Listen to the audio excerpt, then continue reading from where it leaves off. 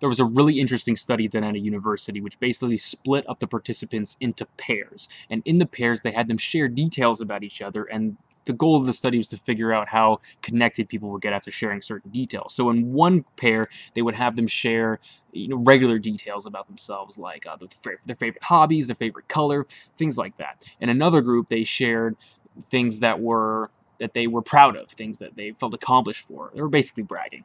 And in the other group, they had them share things that were painful, that were hard for them to talk about, negative experiences. What was a time where you tried really hard at something and failed? What was a time where you lost someone in your life that you really cared about? Those sorts of things. And after they gathered all the information about this, they found that the people who shared the things that were hard, the things that were painful, had by far the biggest connection out of any of the participants. And in fact, the study was so successful that the people who shared those things actually ended up dating. I think there was four pairs of people started dating after the study was concluded. Now, what am I trying to say from this? Obviously, I'm trying to say that being vulnerable with people, is the way you establish connection.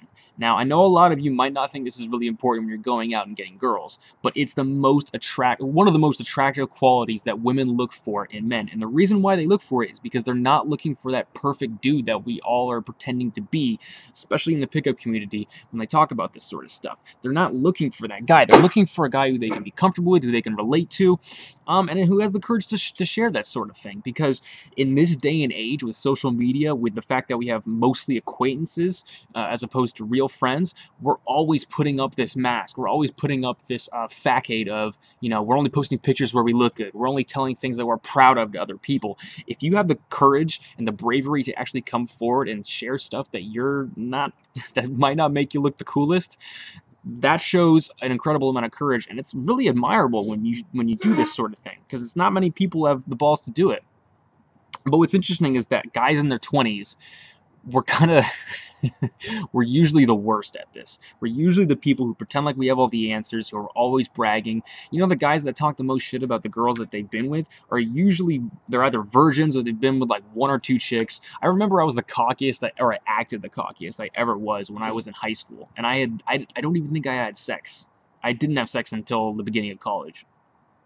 And so I was the worst when I was at that age. I mean, like, I'm sure a lot of people watching this are in their 20s, and you're kind of taught to believe that you have to be this perfect guy when you're going up and talking to girls.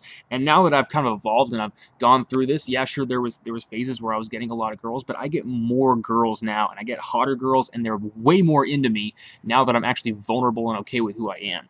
And the reason why is because not only am I putting less effort in, but I'm actually able to make more of a connection with women, which is what they're looking for. And a lot of you are saying, well, okay, if you can't go out and you can't just reveal your sob story to a woman and have your like you, and that's absolutely true. Definitely, being assertive and leading are very attractive qualities, and they're probably slightly more important when you're going out. But pretending like you have all the answers, pretending like you don't have real human emotions like the rest of us, is just going to hurt you, and is just going to make your life a whole lot difficult.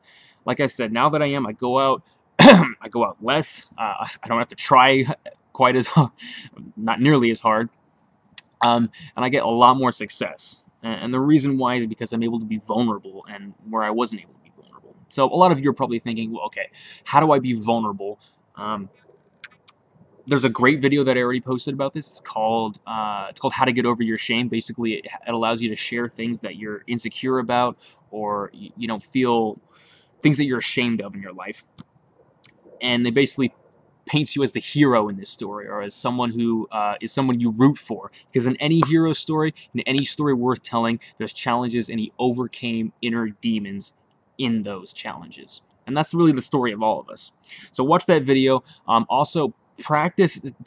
Don't pretend like you're that perfect person. Anyone who's bragging or pretending like he has all the answers to everything is the most insecure person. Okay, and a lot of pickup guys who talk about this sort of stuff are exactly like that. So I invite you to, if you don't know the answer to something, if you're not sure about something, say I don't know. It's okay to not know some stuff. Most people don't know the answers to things, even though we like to pretend to.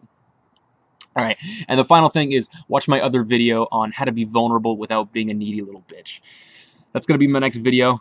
Talk to you guys later. Let me know if you have any questions about this. Let me know if there's any way that I can improve this channel, and good luck out there.